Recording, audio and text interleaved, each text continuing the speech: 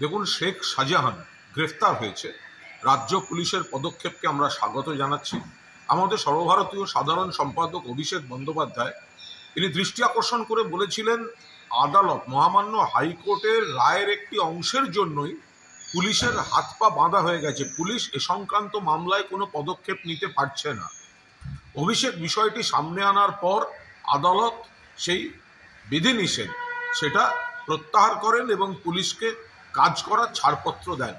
Police প্রশাসনের প্রতি আমাদের পূর্ণ আস্থা ছিল, ফলে আমরা আশা প্রকাশ করেছিলাম আত্মবিশ্বাসের সঙ্গে যে দ্রুততম গতিতে এই শাহজাহান গ্রেফতার হবে, সেটাই হয়েছে। এবার পুলিশ তো তার কর্তব্য করল, এবার সিবিআই নারদায় এফআইআর নেমড শুভেন্দু অধিকারীকে গ্রেফতার করুক।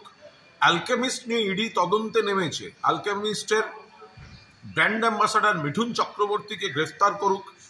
মহিলা কুস্তিগির সাক্ষীদের উপর অসভ্যতা করে শ্লীলতাহানি করেছে বিজেপির সাংসদ ব্রিজভূষণ, তাকে গ্রেফতার করুক।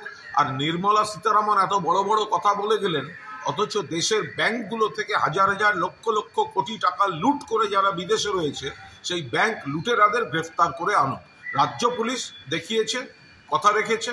মুখ্যমন্ত্রীর নেতৃত্বে, অভিষেক বন্দ্যোপাধ্যায়ের সেনাপতিত্বে সরকার এবং দল চলছে।